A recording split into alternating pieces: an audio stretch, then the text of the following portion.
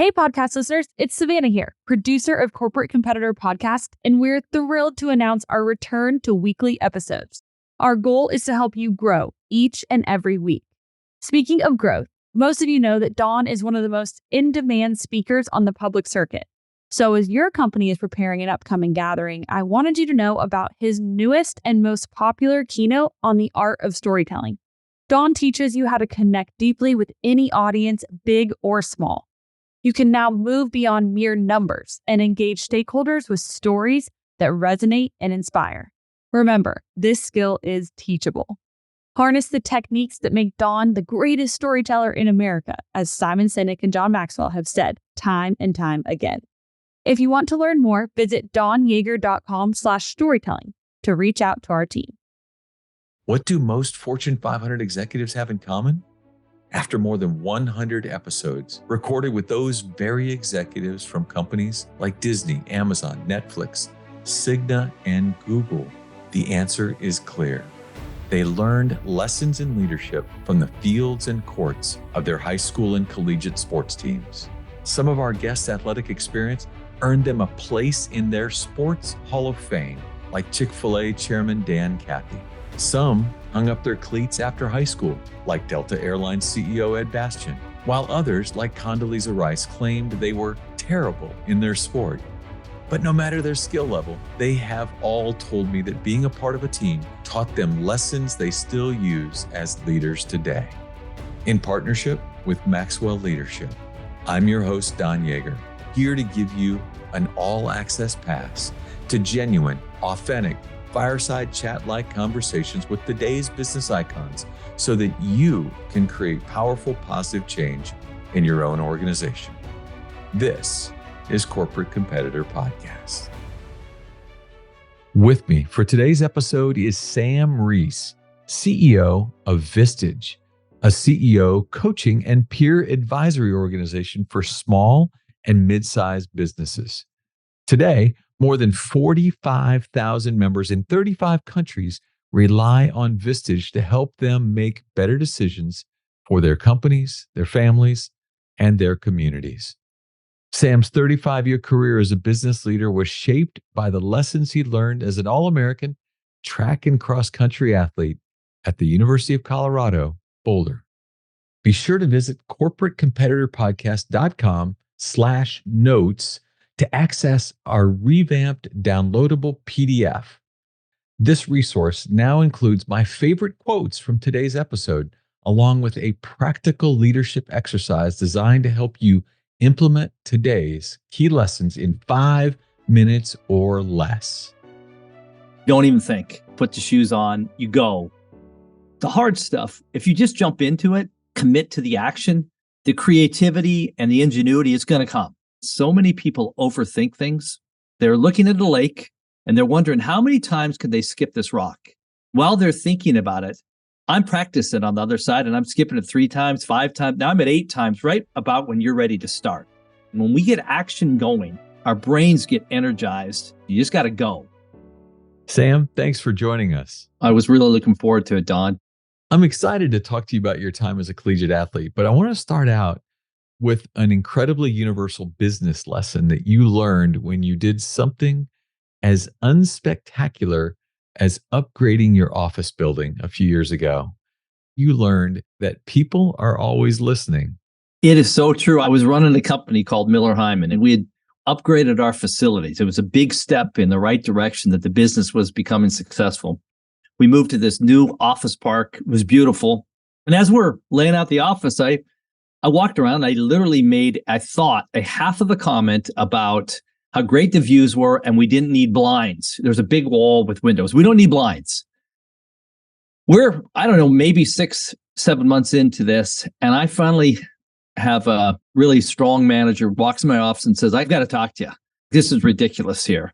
I want to let you know it gets 20, 25 degrees hotter every day in there, and I know you are against having blinds. I'm like, wait, I'm not against having blinds. Do you want blinds? Yeah, I want blinds. Okay. Those little things I say, I have to be careful. If there's something that's really what I believe, I got to tell them this is strategy. If it's just a little comment, people go, the boss doesn't like blinds for some reason. I literally had them miserable for 6 or 7 months because of this thing I said. So I try to watch myself better now.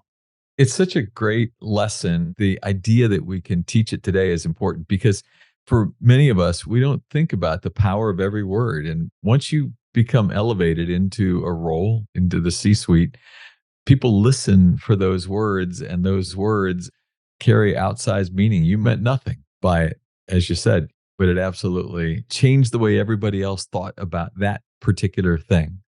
The opposite, too, is when you don't say anything to someone, everybody wants to feel seen. That little thing you can do as a leader for every single person that you see to say hello, everybody wants to be visible. So it goes both ways.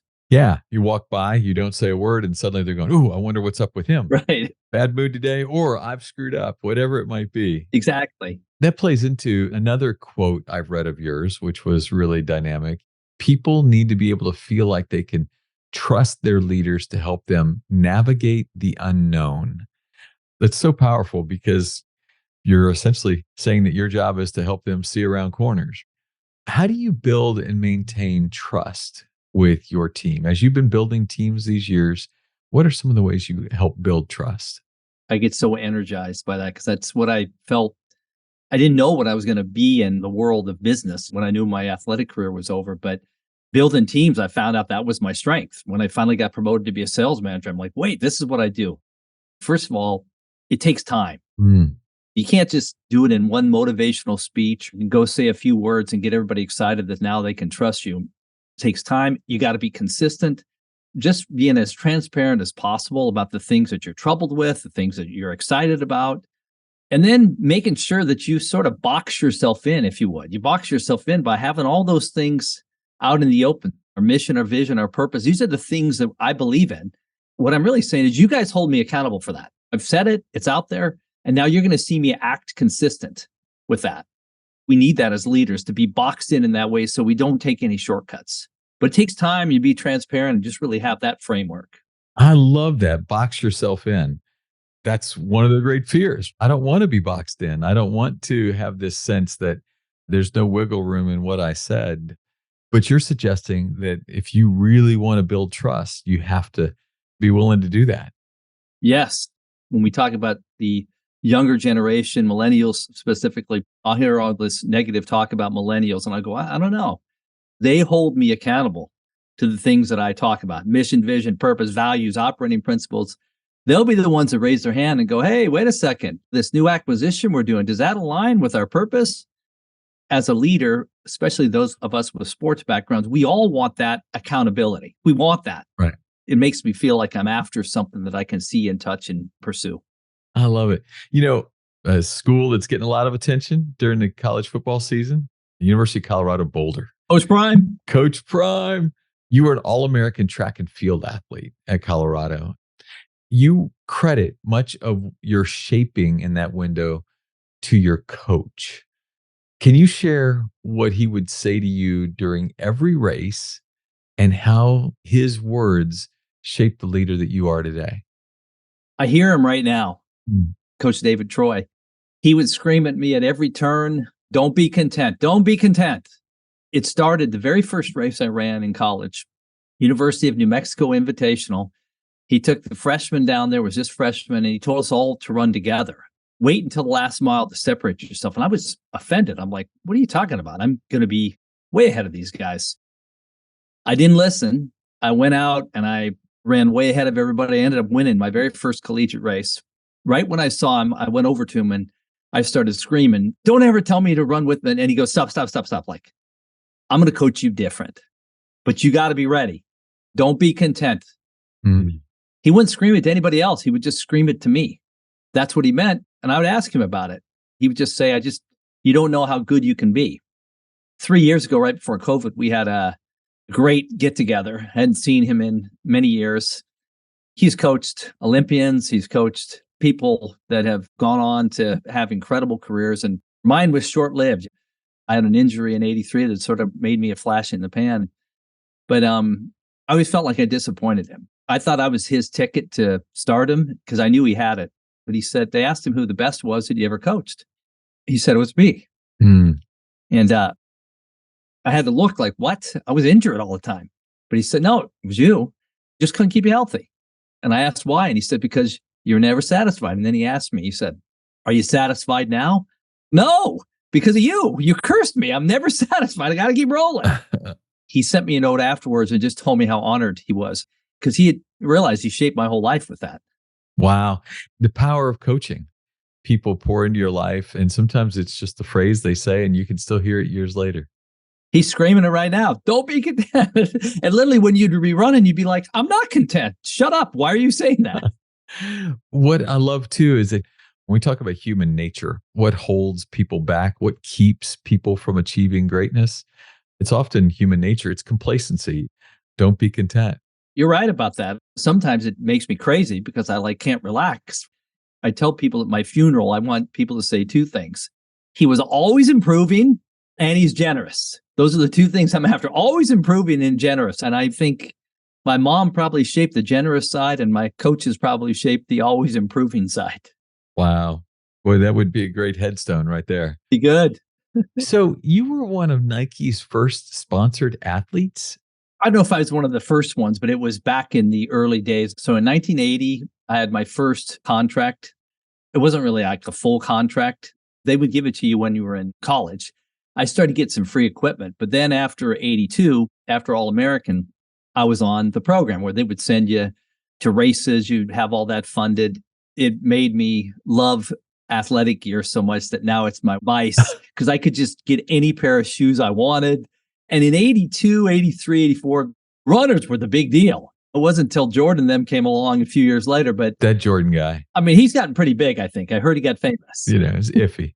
But Nike, that was the big deal with the runners. But I had some injuries after. I wasn't able to really take it where I thought my whole life, I only had one goal, and that was really to run the Olympic Games. It was the only goal. It was right on track. Everything was great up through 82. And then in 83, I had a patellar tendon injury, and I just couldn't make it back. Not good. When I was done, first I wouldn't agree I was done, and I just kept battling to try and come back. When Nike finally cut me from the team, in 84, because I couldn't qualify for the trials, I kept that as a motivation for another year or two. I got married. I was working like half-time jobs trying to figure out how to keep running. So I would do my work in the morning. I go work out all day, even though I couldn't run much at Nautilus. One day they came up to me and said, what is it you do here? Because you're here every day. What do you do? I'm a professional track athlete. They said, well, where do you run? Well, I don't really run yet because I'm injured.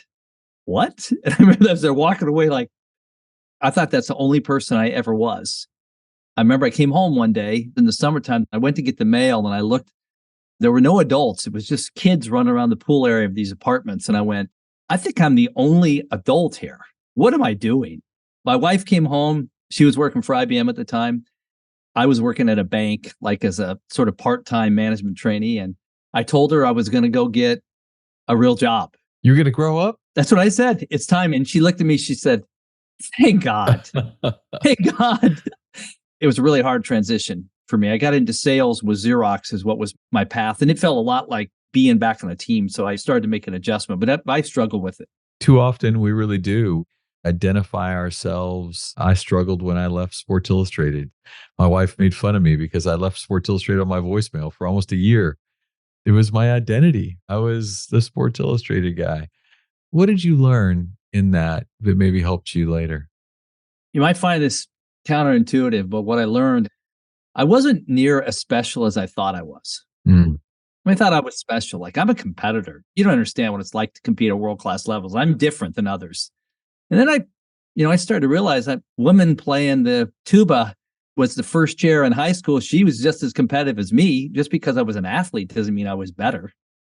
I really thought that people were always going to recognize me and say, isn't that guy? And then I was going to get something special out of it. I don't deserve anything. I've got to go earn it every single day. I'm definitely not special. Wow. There was another coach that you gave great credit to, a coach that had great influence on you, your high school coach, Bob Brown.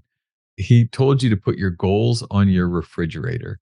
Putting goals on public display creates transparency and it drives accountability for you. It's amazing. Just an incredible human being. He passed a few years ago, but he just didn't believe in any excuses. And I remember he'd always send a note out before the season started. junior year of cross country in high school. And the note just said, "Hey, Sam, we're going to have a great year. I'm expecting you to win the state championship." What is he? I was only a sophomore last year. And now what? By the way, the top guy in the nation was in my state.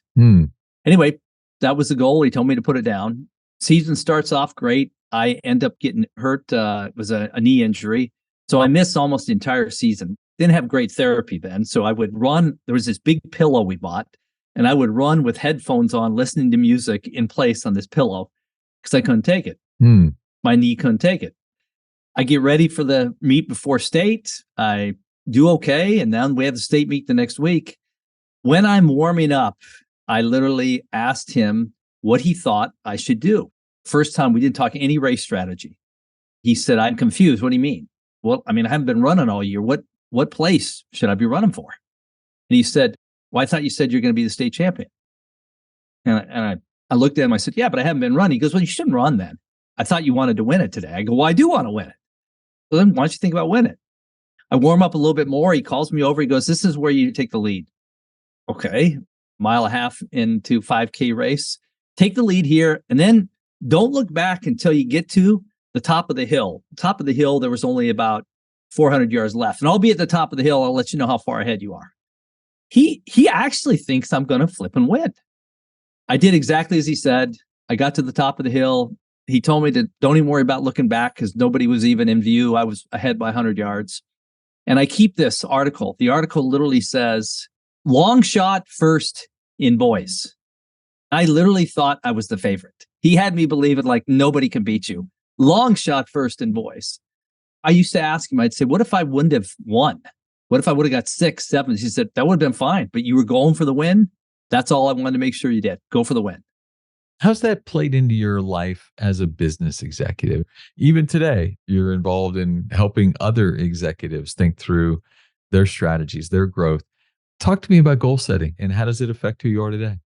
If there's a secret, it's the fact that I do set these goals daily, and then I have a lot of routines around those goals.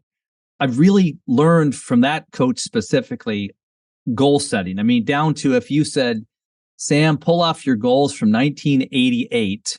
I have them categorized in family, finances, function being job, fitness, faith, and future. Wow, I like that.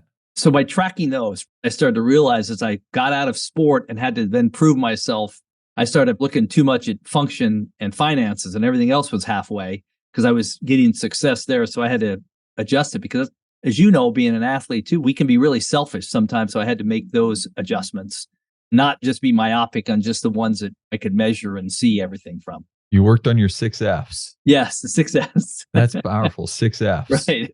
Now, over time, it's helped me be more balanced. I got to cover them all off. Setting goals for each one. Yep. And if you accomplish all those every year, like I do 3 to 5 under each one, then you're not setting them big enough. You got to set them big, like big. Sometimes I'll look back and go, what was I thinking? That was a crazy goal. But other times I'll look back with a lot of humility and, a lot of gratitude. Like it. Author Og Mandino had a famous saying that applied to you as an athlete and as a CEO. Strong is he who forces his actions to control his thoughts, and weak is he who lets his thoughts control his actions. Can you tell me about a specific time in life where you had to force your actions to control your thoughts? Yes. It can sometimes sound counterintuitive, but the idea behind it is the hard stuff. If you just jump into it, commit to the action, the creativity and the ingenuity is going to come. In the world of being a college track and field athlete, you wake up in the morning, you jog in the morning, you lift weights. In the evening, you have practice, you run hard, you stretch later on. So you're spending 5 or 6 hours a day. But you wake up in the morning in Boulder, Colorado, and you look outside and there's 3 feet of snow on the ground. You can talk yourself out of it. Hey, it's going to be too cold. I'm going to get wet. I might get sick. Instead, don't even think. You just put the shoes on, you go, and you always feel great. In business, so many people overthink things. They're looking at a lake and they're wondering how many times could they skip this rock? While they're thinking about it, I'm practicing on the other side and I'm skipping it 3 times, 5 times. Now I'm at 8 times, right about when you're ready to start. My middle son gets a kick out of it when I'll give him the throwing the rock lesson and he'll roll his eyes. That's where it really drives me. Like, get action going. When we get action going, our brains get energized and get us away from any of the excuses we might make for inaction. You just got to go. That is so great. One of my favorite speeches, you've probably seen it too, is make your bed. Create a win in the morning. Most people get up in the morning, they create no wins. That's what you're doing there, right? You're creating action. By creating action, you're immediately giving yourself an advantage over everybody else. And it's amazing how you keep thinking somebody's going to figure it out and they don't. You just create action and you're always ahead of everybody else. Action controls your thoughts really helped me in my career in selling. Right when I started, nobody wants to do the hard stuff. The hard stuff is like back in my day, it was the cold calling. Xerox, you'd have to go make 25 cold calls a day and show your boss the business cards. Right. Everybody would put it off. I would do that at the start of the day, every day. I'd have my 25 cold calls done by 11. And now I could really focus on some of the prospects that I really wanted to develop. And I do it every single day. It was just a routine. Get the frog out of the way. Yes. You know, another quote that I read of yours, really loved, was when people are energized and committed to the purpose of your company becomes the fuel that keeps everybody rolling. Can you share one way in your experience that our listeners can make sure that that purpose is front and center for their team? It's so powerful to get people rallying around this purpose. At Vistage, we say to help high integrity leaders make great decisions that benefit their companies, families, and communities. And we say that because we service the small and mid-sized businesses. Those small and mid-sized businesses are the ones that really drive the economy of the world. We really are proud to service them. At my business, we start every meeting with a member story. Everybody could do it with a customer story, but start off your executive staff meetings or your team meetings to just tell a story about a customer. That's what we do. And they're real stories and they're heartwarming. They tell the truth of a struggle and how they overcame it and how we help. When I first started here, I've been the CEO for 8 years.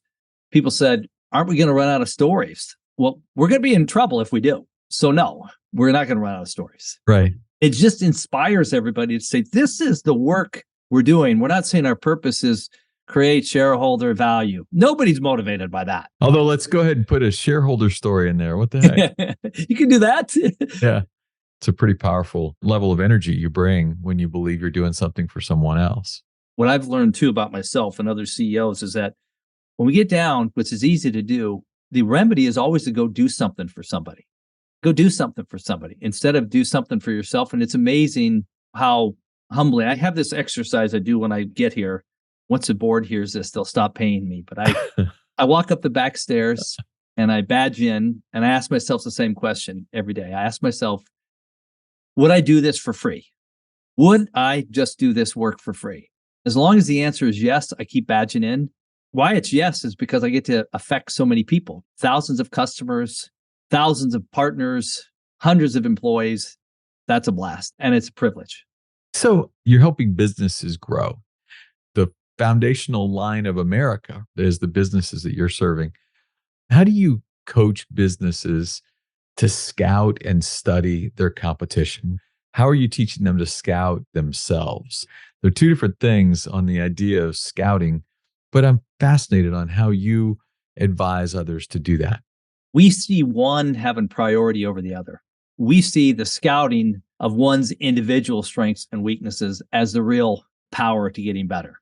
Vistage across the globe, we've got 45,000 members in 30 plus countries, a bulk of them right here in the States. And that group, we have about 1,000 chairmen and chairwomen who do the coaching. Right. Most of the things that hold us back as leaders are these self-limiting beliefs, whether it's imposter syndrome or beliefs that we know it all and so we don't need anybody else's advice. Those are the things we really try to put front and center. And so our model is really unique. We have this individual coaching, but we have a group that gets together every month, 12 to 15 peers in a confidential setting, and we help each other out. We have a proprietary methodology to process an issue, and it almost always comes back to our own vulnerabilities. Like, why do we believe what we believe? In a Vistage meeting, you can't just say, hey, listen, I've got a problem with my COO and we need to make a change. What do you guys think? They'll go, well, hold on. Let's figure out where the problem emanates from. Hint, Most of the problems emanate from us as leaders and the dysfunction that we have. It really starts with knowing who you are. And we just don't see leaders that aren't vulnerable and have some humility. We just don't see them as being successful. So we spend our time there. Now we bring experts in. We have all sorts of outside experts we bring in to talk about ways to scout the competition, build strategic plans. But when we get into solving detailed issues, it comes back to each individual and helps us sort of unwrap our stories of success and failure. My story I used to have to get over is every time something is great, something bad's going to happen. From my athletic days. That was your mindset. You believe that at your core. As soon as something great happens, my goal, I see myself, I'm right there. I got the sponsorship I want. I'm going to be running for the US Olympic champ, and then it'll fall apart. So that must be the thing that will repeat. That was really hard to overcome. And when I was a member in Vistage, that really helped with my mindset because I just believed it. And the group would start to say, but that's just like a story, Sam. Like, it's not true. It's just a story. That's the power that we bring. But truth is, the stories we tell ourselves are sometimes the most dangerous. God, life is so much about language, and so much of what we tell ourselves, you're right, just has this self-defeating and self-perpetuating effect. Yeah. Strong as he lets his actions control his thoughts, weak as he lets his thoughts control his actions. We got to move forward, and then you'll start to get those positive thoughts. I love it. I know you've seen how investing in ongoing leadership development increases the overall health of an organization. You're a big believer in leadership development. Sometimes it becomes a thing you can skimp on. I'd rather spend money on marketing or this or that. I'm not going to spend time or energy or money on my own development. Well, I'm a believer that we always have to improve. That's part of my dysfunction. I'm always trying to improve. And I think as leaders, we need leverage. Now, sometimes our egos get in the way because we want to be the do-it-all person and be the one that says, aren't we fantastic? You got to put that aside because that's not a great organization. We need leverage as leaders. Other people want to lead. Other people want their own responsibilities. Other people want to do more. And really our job as a leader, as a CEO of a company, is to make sense of this meaningful outside. Like we got to keep showing the direction of where we're heading. So I need stronger leaders. Every CEO needs stronger leaders in the organization to carry that weight. Where I see a lot of people have a lot of success is when they invest in this leadership development too, is they don't make it just about their company. They're finding that these are transferable skills that work anywhere. It's weird, it's counterintuitive, but that's what motivates people rather than show me how to just do work here, show me how to work anywhere, actually drives loyalty. Right. Give them those skills where they can be successful anywhere. And then we show you how to lead, we give you these skills, and then it's my job to hold on to you. I try and keep you because you're so great. And if I can't, well, then I lose and you win. But even if I lose, I still feel great about the person's ability to move on and be successful. There's a great Zig Ziglar story where some executive came up to him and said, well, but if I do what you're saying and I invest in my people and I try to make them better, what happens if they leave? And he says, well, what happens if you don't invest in them and they stay? Oh, yeah. He was incredible. Early on in my career, I got a chance to do a radio show with him and watch him in action. That guy was unbelievable. He could roll off his tongue magically. I know one of the most important parts of the Vistage experience is the executive coaching role, helping offer them some outside counsel. Is there an example of a transformative coaching experience that's had a profound effect on a member's business and leadership journey that, boy, you realize what the coaching did, you're so proud to share? I think there's a lot. During the pandemic, we had a member who had been running a pretty small business, manufacturing business. And because of the nature of his product, the demand went through the roof. And what it required him to do to meet that demand, I mean, you got to have some big courage for it. Imagine you've got about a $10 million business, but you now see overnight an opportunity to make that bigger by tenfold, literally tenfold. So for him to invest in basically his entire net worth, every credit line he could get, to build the manufacturing capabilities and to bring on the talent to meet this new demand, to take this gigantic swing would have never happened without the help of his group. He himself didn't see himself as somebody strong enough to take on this challenge. He was like, I'm not that kind of leader. I don't know how to run a business that big. But his group assured him that he was, literally talked him into standing on the edge of the diving board and getting tens of millions of dollars worth of loans. And here he is 3 years later, and he's got a business that's almost $200 million. Oh my God. It's literally almost a $200 million business that he's just built over the last 3 years. He's still the most humble leader, would say that he was just lucky. But the courage to do that, that's what we find in this business is a lot of times we just don't, as leaders, have the courage or the confidence. And when we're sitting around 15 other CEOs that go, hey, you can do that, Sam. Like I've seen you. I've known you for 3 years. You can do that. And if you can't do it, we'll be right here to support you. That is the power of our platform. Wow. I love that. Some CEOs, it feels, are built for the turnaround. Some leaders are built for the entrepreneurial journey, the startup, but not a lot are necessarily always built for the entire journey. How do you know when you've peaked out? I mean, it seemed like that leader believed my ceiling isn't at that next level. I'm where I am because I'm good at where I am. Well, I agree with you. People are built for different situations. The mistake we make a lot of times as leaders is we think one success somehow translates into more success. Mm. I was such a Michael Jordan fan. He's the best player of all time. And then when he decided he was going to play golf, everybody's like, oh, he's going to be on the PGA Tour. And I'm like, no. Just because you're a great basketball player doesn't mean you're going to be a great golfer. Well, what happens as CEOs, we have success and we start to believe, yeah, what's the next situation? Oh, I turned that one around. Give me another one to turn around. The hit rate for us to be successful multiple times is pretty dang low. Mm. So much of it is situational. Like we got to be in the right situation, right people, right skills. When our egos have us believing we can turn around a situation or hire us because we know how to grow it long term, I don't believe in that at all. I believe it's just got to be the right situation that fits us at the right time. What I do also is always think about the long term. I actually don't think it's hard. If you called me up and said, hey, I've got a company, Sam, for you to turn around 2 or 3 years, you can get out, have all this equity. I don't think that's very hard, candidly. I think a million people could do that because you can take these shortcuts that won't pay off long term. The hard part is how do I build a business that when I leave, it's actually better. It's going to go to the next level because I have so much space in there for better people that have thought more about it than me. And when I'm gone, they jump in and go, "Gah, Sam was missing 50 things. He was here. I'm going to take it here." That's the hard part. And that's what I'm trying to be successful on in this business right here. Makes sense. You could take all the shortcuts and the short term, you could be successful. But when you hand it off to somebody else, what they've got to do is pay the price for the shortcuts you took. Some people like that because their ego goes, see, company needed me.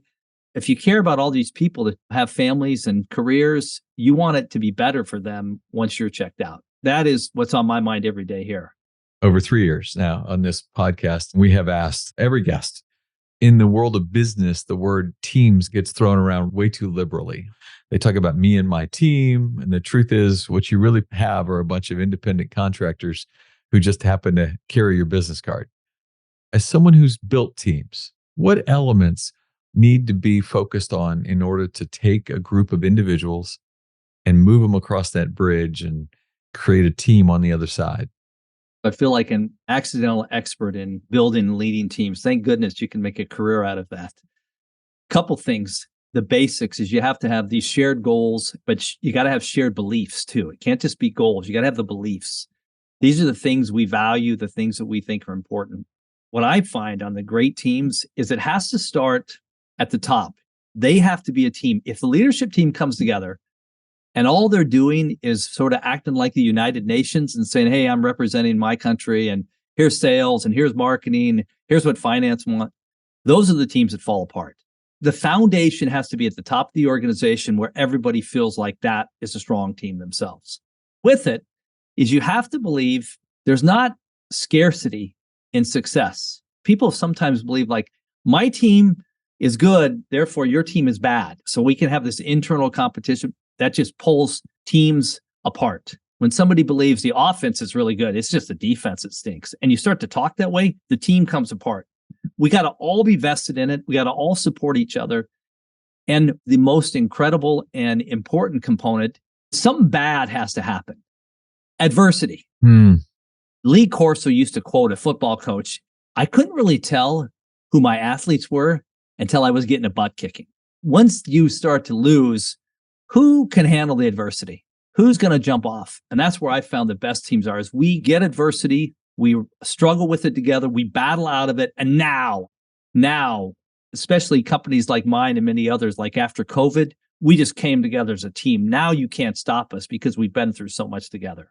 I think in all of the answers we've gotten to that question, no one's mentioned that before, but I love it. It's so true that we can create all the positive atmosphere we want, but sometimes it takes a little something to really cause everyone to pull together and to see and imagine how important it is that the person to my left or right is on the same team as me. For, I guess, 9 years, I coached highly competitive AAU basketball. My 3 boys were all really good players. My youngest actually was a Division I football player like you, played at San Diego and then SMU. So he was really fun to coach because he was the toughest guy on the court. We would travel all over. Even when we'd be up against a really skilled team, I knew we would win. I would tell them when I saw team dissension on the other team, I'd call a timeout every time, go, guys, we got this win. We got it. Look at them. They're yelling at each other. When team dissension sets in, that's the easiest team to beat. It's just in my psyche that when things are hard, I like it when it's hard. I like the hard stuff because I think great teams really do want to hit these big goals, have big challenges, be fine with overcoming the obstacles. But then when you accomplish it, you just feel like you beat the world. No kidding. You know, I love your conversation around diversity of thought and of talent can significantly ignite a company's growth. Can you share a time when you've watched that diversity of thought on display and how it's made a difference within an organization? It's really so deep in our roots. The very first issue we processed at Vistage over 65 years ago, 7 people in Milwaukee, that's where it all started, are sitting around a table. Someone raises their hand and says, you know what? I can't find a good sales manager in this town. Sales managers all stink. It's hurting my company. So they're all nodding their head. And one of them says, I have a different view, but I don't want to share it because it might make you uncomfortable. Guy says, what? He said, well, I have the best sales manager, but he was actually fired by you. What happens as leaders is we get this confirmation bias, and then we try and surround ourselves with people that go, don't you think that's a good idea, Don? Yeah, I guess. You didn't give me much, but I guess. When you have people around the table, different backgrounds, different upbringing, different perspectives, it guards against this confirmation bias and it guards against this recency bias, 2 of the biggest mistakes we make as leaders. Something that we believe already to be true and something that just happened that we're just going to replicate. Why we don't look for those is because it confuses us sometimes because we are so sure what we're going to do. Then we have 50 things come our way. One of the best decisions I didn't make that ended up being successful in a business that I ran, I did not want to get into the software business. Everybody would nod their head. No, you're right. We're not a software company. I hire a new CFO and I tell him this, dear friend of mine named Calvin Kwan. And he said, but you're wrong. We're going to get in the software business. Will you give me some time and let me do it? I'm like, yeah, knock yourself out. Calvin and I were very different people, just a different way we look at things. Sure enough, when we sold that business, the number one value of the business was a flipping software. And he would start off everyone going, Sam told me not to do it, but here's why I did it. I love it. Sam, how can those listening stay in touch with you and with the Vistage team? Just connect with me on LinkedIn, which is easy to find. And you can connect with us on our research center or our website, www.vistage.com. We'd love to be able to support anybody. There's all sorts of resources for people that, whether you're members or not, but great leadership resources for everybody. Sam Reese, I'm so grateful that today we got a chance to be at your table. Thank you today for being a corporate competitor. Well, it's a pleasure. I'm a big fan of yours. Thanks for spending time with me today. It was a blast to relive some of the old victories from way past. I could have gone on with that conversation for another hour. What a great level of detail and content. There's a reason why Sam and the Vistage team coaches so many successful businesses all over the country, all over the world today. So let me give you my 4 takeaways. The first one, understanding how as a leader, every word you say, even if it's just a throwaway comment about blinds, it has impact. People hear it. People hear it as a leadership imperative, as opposed to the throwaway comment you might have meant. Beyond that, it was also about how people want to be seen when you walk by them. The importance of recognizing how others view you is significant to your ability to continue to grow your leadership chops. The next one, when he talked about building a great team, for him, it was uber important to put his standards for himself, declare what he believed in, and put it out into the universe so that everyone around him understood what he stood for, that they could hold you accountable. Be sure to box yourself in. I'd never heard anybody put it that way before, but what great content that is, because as we declare it, others can hold us accountable. And as they do that, we become better as leaders. The third great takeaway came from his high school track coach, and that idea about the importance of goal setting. Coach told him to shoot to win, even though he hadn't run all year. And then he won. He said he uses that same lesson today, building goals around 6 categories, the 6 F's: family, finances, function, his work, faith, fitness, and future. There's a secret out there. It's about setting goals daily. And then finally, once you set a goal, commit to the action. You can always talk yourself out of it. Getting up in the morning and there's 3 feet of snow outside, it's easy to talk yourself out of going out and running. But commit to the action and you will seldom regret it. What great content, what great takeaways. I know that I today am a better corporate competitor as a result. I hope you are too. Before we sign off, is there someone you would love to learn from as a guest on this show? Send me a LinkedIn message with your guest suggestion. It is even better if you're connected with them in some way. We'll do that interview, we'll learn from them, and we'll share the answers with you. Catch new episodes every Wednesday. Subscribe at corporatecompetitorpodcast.com to be the first to get a chance to listen. And as a thank you gift, I will send you a chapter from one of my best-selling books. Stay connected with me on LinkedIn, Facebook, Instagram, Twitter. My handle is @DonYaeger, DonYaeger. And until next week, I appreciate you.